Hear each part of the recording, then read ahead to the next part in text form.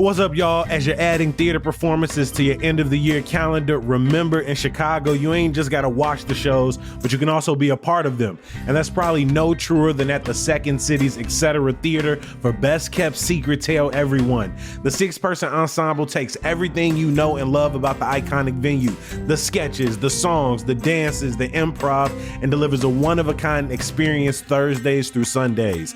Tickets are available now at secondcity.com. This episode is brought to you by Mubi, a global streaming service dedicated to elevating great cinema. Starting today, catch the streaming premiere of The Substance. Demi Moore delivers a career-best performance as an A-lister past her prime, transformed by a mysterious drug into a gorgeous 20-something played by Margaret Qualley. It's a deliriously entertaining and spine-tingling masterpiece. You can start streaming The Substance and more for 30 days free at Mubi.com/CityCast.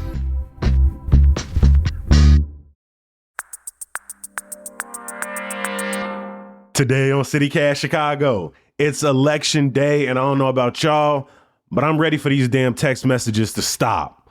Plus, longtime CHA head is out, Pepsi abruptly closes their Southside plant, and we're pouring out one for Quincy Jones. In the building with me to break it all down, executive producer Simone Alisea.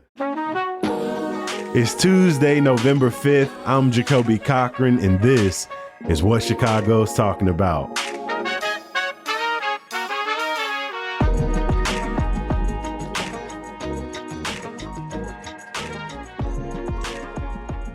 Good morning, Simone. How you feeling? I'm doing all right, Jacoby. How are you? Overall, it was a good weekend. Again, happy birthday to my older brother, Josh, my younger sister, Jessica.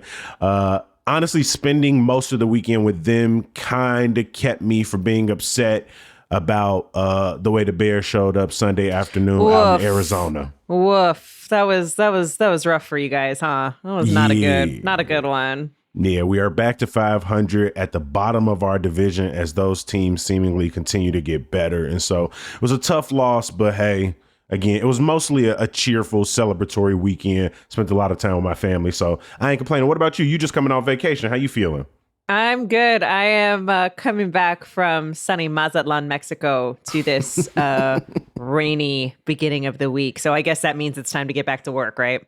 100%. It feels like after a weekend of somewhat sunshine, laughter, now we got to sit here and talk about Election Day. Simone, I'm sure people probably missed it going about their everyday around the city. So I think we should remind them it's Election Day, y'all. Yes. Yeah. No one's been talking about it, I don't think. Not one person. It's just been nowhere. You can know how could anyone know? But on this election day, we do have a couple last minute reminders for anyone who is heading out to vote. If you're listening to this crazy early this morning, polls open at 6 o'clock in the morning. They close at 7. But of course, if you are in line at 7, wait. They will let you vote. The weather is supposed to be pretty rainy, kind of stormy on and off all day. So hopefully the lines aren't too long at your polling place. As of Monday morning, we've seen over 450,000 votes cast between early voting and vote by mail ballots. We actually got a couple of questions from readers and listeners who were out to vote. One question, we got a text from a listener who was voting by mail and who's turned in their vote by mail ballot early, and their status came back as challenged. And we're like, oh my God, what do I do? What does this mean?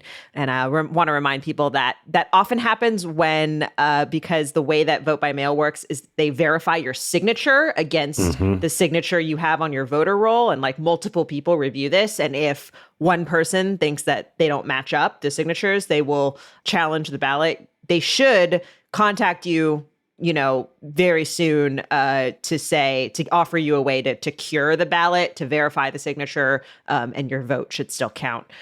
Similarly, we got an email from a reader who conversely went to vote early and was surprised that the polling place didn't ask for ID. That's not unusual. If you're already registered to vote, they won't ask for your ID. They're just going to check to make sure you're in the right place. And again, verify your signature on your ballot. So that's typically how that happens.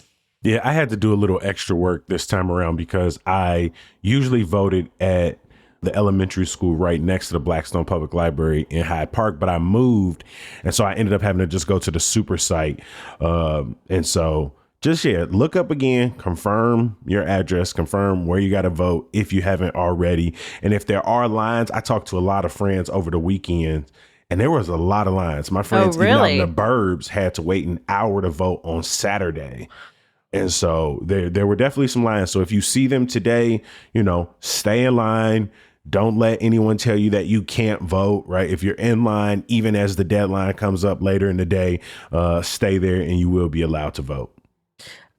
Some races that we are going to be watching that we've been talking about. I think the big one, Jacoby, school board, first ever school board elections. Dog, like we knew a lot of money was going to be put into this. I don't think we knew $7 million was going to be raised across all of these different races. But I both expected and yet was unprepared for the media blitz from this election because Kamala Harris has been texting me up the wazoo. I have so many emails from Doug. Doug. So many. And yet, second to Kamala Harris, the school board race in my district has been in my text inbox all week. Gutierrez being like, oh my God, Felix Ponce is a pawn of the CTU, and Felix Ponce being like, Gutierrez is a pawn of out-of-state billionaires and Donald Trump. It has been bad. I didn't expect it for it to get this nasty, particularly in my inbox. So Jacoby, you're in the 8th district in that race. I also have I was, as you said, I was on vacation over the weekend. And so I was like sitting by the beach, but getting texts about the District 4 race where I live. And it has just been relentless. And the Sun-Times and BEZ had a great story, our friends, Nate Arisa and Sarah Karp, about just sort of how the messaging has unfolded in, what is a hyper-local kind of we're talking about schools here. Talk about school boards. We're talking about the school board. And the way the messaging has unfolded is you've got these sort of candidates who are, quote unquote, in the pocket of Mayor Brandon Johnson. Of course, Johnson in the hot seat on education issues with all the sort of upheaval around the current appointed school board, among other things. And then sort of on the flip side, the other candidates are, sort of in cahoots with Donald Trump and sort of this sort of, they're gonna gut school funding or whatever it is. And the other thing too that's important to mention is that a lot of this messaging and a lot of this money is coming from PACs, from political action committees. These are independent expenditures. These are not paid for, funded by the candidates themselves, which I think is always kind of a key point of, you have interests like the Illinois Network of Charter Schools or the Chicago Teachers Union, another big spender in these races, who, have certain interests vis-a-vis education policy in Chicago, again, sort of writ large. But I think we have to take a step back and remember that these school board members, yes, they're going to be voting on policy. Yes, they will sort of direct, and they will be voting on a budget and they will sort of direct that. But, these individuals typically are coming from, a lot of them are former educators or CPS parents or even CPS grandparents. Many of them don't have, almost none of them, I think, have elected political experience, even if they've maybe worked as chiefs of staff or something to that effect. But again, even that kind of experience is not super common among these candidates, right? Yeah, but the picture being painted as if they are behind the woodshed, shaking hands with Paul Vallis and Donald Trump, or on the other hand, Brandon Johnson and Stacey Davis Gates. It's been a hyper polarization, which is not to say they don't have candidates in the field who do want to see more investments in charter schools, who do want to see maybe police in schools. It's not to say you don't have candidates on the other end who want to see more funding taken away from charter schools, more money invested in neighborhood schools. And so the narrative, I definitely think, has gone completely out of whack of just how likely any of these candidates are to have a huge impact on Chicago's education system. But especially when you consider that this is a hybrid system we're electing. We're electing 10 people total in these various districts, one person from each district. And then Mayor Brandon Johnson's going to appoint 11 more. That's 21 people who all have to negotiate with each other and figure their stuff out. Again, coming off of an appointed school board that is already quite messy. They already had 7 people step down, 7 people come in, 1 person resign, within a week and a half. But I mean, Simone, I think I don't want to get too far ahead of myself, but this does not bode well for the first fully elected school board to come down the road. I think $7 million when only half of the candidates are up for, you know what I'm saying? When, put it this way, all of the candidates right now are seeking election. But I think the pool potentially could grow and the messaging could get even stronger when we're not looking at a hybrid board, when they'll paint it as these individuals have full control over the school board. I think we'll kind of have to see. I also think 7 million, yes, that's a big number. But I also think, kind of thinking about spread across 10 districts, spread across, over 30 candidates across those districts. When we talk about political spending, it's our first one, so we didn't quite know what the spending was going to be like. But I don't think that number is, crazy out of whack, especially considering just how important schools are to Chicago. There's just so much we don't know yet. But we're definitely going to update you on some of the school board races we're watching, let you know who won in each district. And we're going to update you on some other races too, the race for Cook County State's attorney, some of the referenda we've been following, a couple of the congressional races. It's important to note that the podcast and newsletter will come out a little bit later tomorrow so that we can bring you the absolute latest results tomorrow morning. But yeah, everything that you could possibly want to know, you will know, except maybe the outcome of the presidential election. We might not know that tomorrow morning.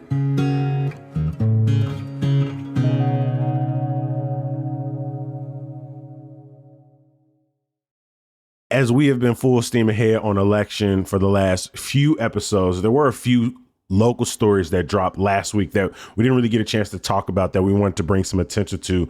I kind of want to start us off with the abrupt closing of this Pepsi bottle facility in Back of the Yards. This is a facility that had been there for decades. In fact, my late father worked there during my high school and college years. I, in fact, still have his PepsiCo badge, somewhere in all of my things. But basically, workers arrived last week for their shift to learn that the plant was closing. They were sent home, according to the Sun-Times, according to reps. They told they would be paid out their benefits, their salaries up until the end of the year. However, a lawsuit from the union that represents most of the workers at that branch says that they actually violated the WARN Act by failing to include overtime, premium pay, holiday pay, and other benefits in the calculation of the payments. I mean, reading through these stories, it is unfortunately very reminiscent of some of the other stories of abrupt closures, whether they're grocery stores, community centers, schools, or even places of employment in South and West Side neighborhoods, because the stories always seem to mirror the same process of events. I mean, people have been working here 20, 30 years and were offered nothing but sort of a heads up an hour into their shift. Yeah, this was a tough story. I knew people personally who had family members who had worked here over the years. There were sort of differing reasons for sort of why this location was chosen for closure. At first, it seemed that Pepsi said it was about aging. The facility is aging. Just the infrastructure was aging. But then there were also reports that Pepsi said that essentially they're over capacity with production facilities, that they're sort of right sizing, I guess. I'll be curious to see the outcome of this lawsuit from the Teamsters. There's a federal law and there is a state law as well that essentially is in place to, warn workers when big companies do big layoffs like this. There are provisions about, the companies are supposed to give workers 60 days notice, and actually not just workers, but like post publicly, like that within 60 days, layoffs are coming, especially layoffs of this many people. And they say workers found out at about 4:45 in the morning at the same time that Pepsi attorneys were sending in emails to supervisors and managers. And so, at least according to a lot of the reports, it does seem like that notice was not disseminated amongst the 150 total people who were employed at the facility, especially not the 79 employees who were laid off that day. Another big story that, almost with everything happening in the schools and with the election, I think kind of almost flew under the radar was the Chicago Housing Authority has a new head. This comes after, calls to oust former CHA CEO Tracy Scott. And it happened. Scott had her last day last week and is now being replaced by CHA board president Angela Hurlock in the interim. Scott was appointed by former Mayor Lori Lightfoot, was in office for about 4.5 years. But during that, it's tough with the CHA, right? Because the CHA's problems certainly do predate Tracy Scott. Issues with, broken promises around building more public housing after tearing down the high rises in the 90s and early 2000s, problems around aging facilities, wait lists for vouchers, kind of goes on and on and on. But I think most recently, what has really moved people, CHA residents and advocates to call for Scott's ouster was particularly the sale of CHA-owned land that was where new housing was supposed to be built, but then was sort of sold essentially to commercial interests. I think the big one being the Chicago Fire practice facility. It will be curious to see who the final pick to lead that agency will be. But yeah, something that we have talked a lot about on the show that I know, as I said, the change in leadership is something that residents and advocates had been very loudly calling for, and interesting to see it finally happening amid all this other stuff that's also happening. I will say, I think the framing of Tracy Scott's departure reveals maybe a little inconsistency in the way Mayor Brandon Johnson is being covered, because like you said, we've talked a lot about different heads and what is their likelihood of staying under Mayor Brandon Johnson's administration. And when he first came in and got rid of the leader of public health, Allison Arwood, we all were kind of like, okay, we kind of saw that coming. He kind of made that clear. And then a lot of us turned our heads towards like CTA and CHA, which were like, hey, a lot of people are calling for CTA Prez Dorval Carter to be ousted, CHA head Tracy Scott to be ousted.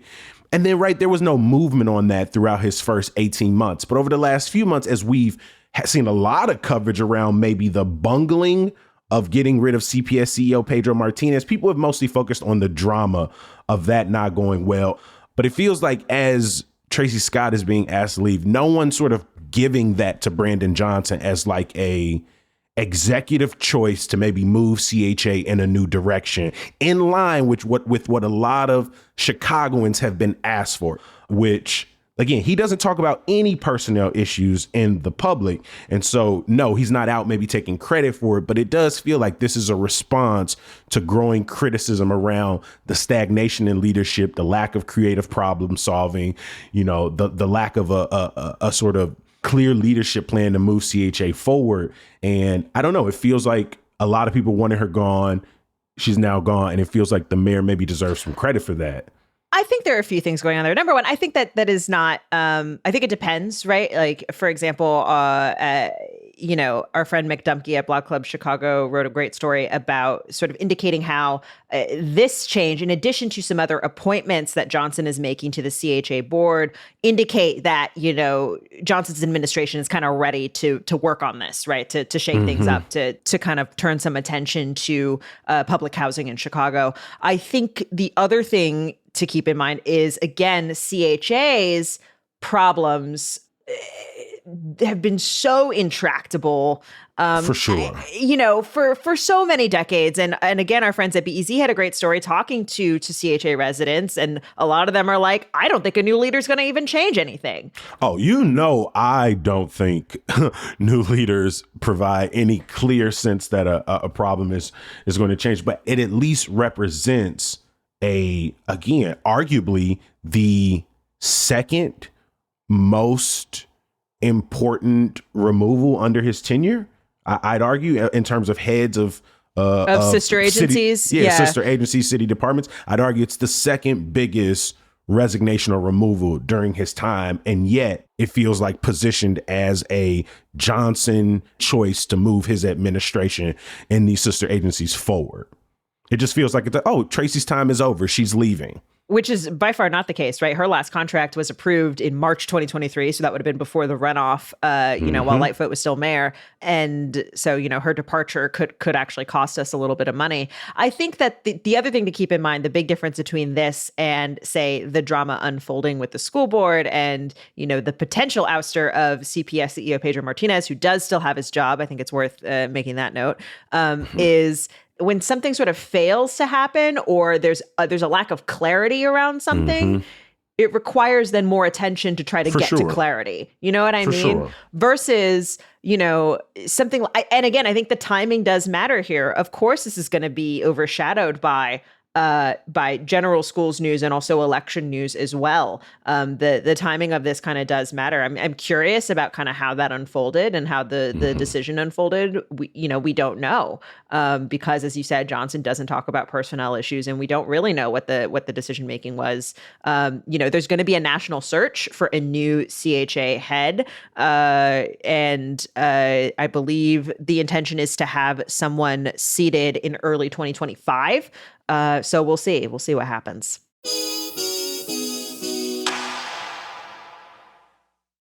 Before we get out of here, Chicagoans are mourning today as legend Quincy Jones was reported dead at the age of 91 in a statement released by his publicist over the weekend. Quincy Jones, famously born on the south side of Chicago, multi-talented musician, producer, instrumentalist, composer, songwriter. I mean, I could keep going on forever and ever.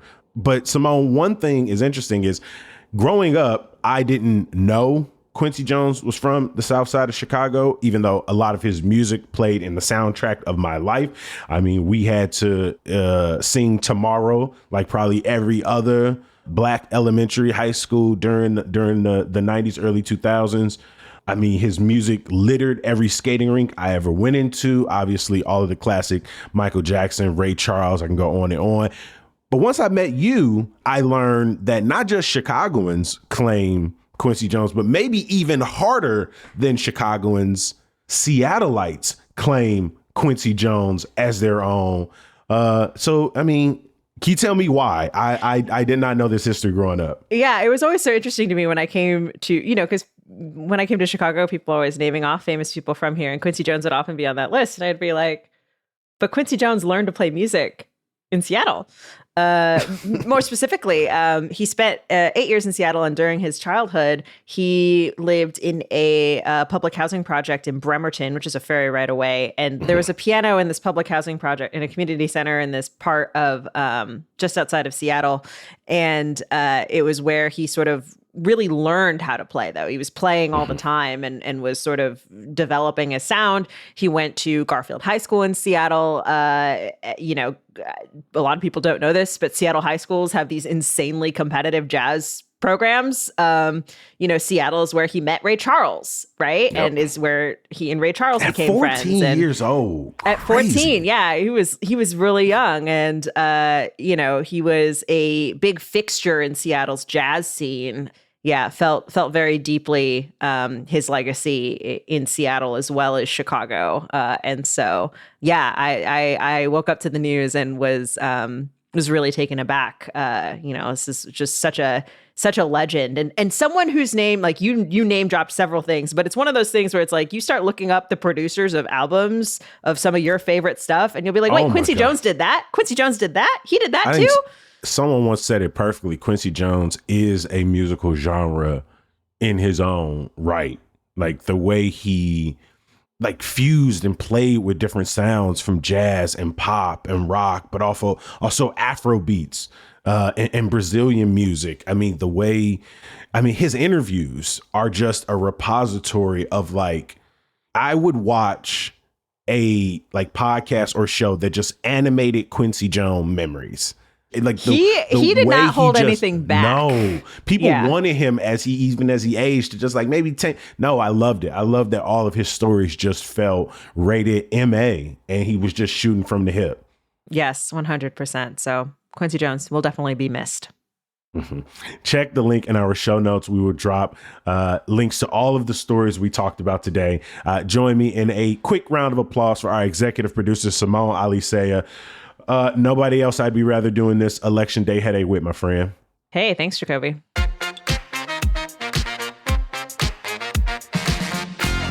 As we said earlier, we'll be back in your feeds and inboxes a little bit later tomorrow with most of, hopefully all of the results from Election Day. So please join us then.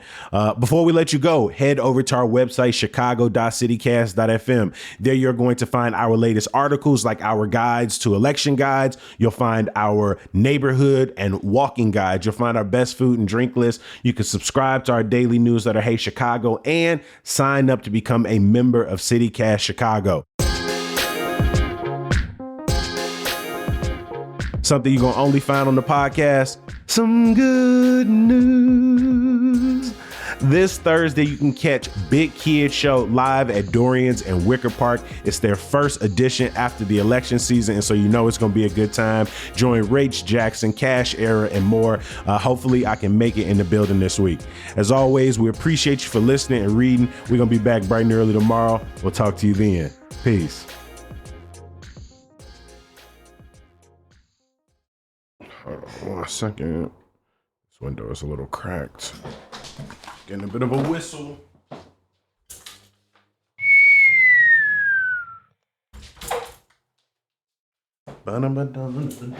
See, it was funny because Jacoby couldn't hear that whistle.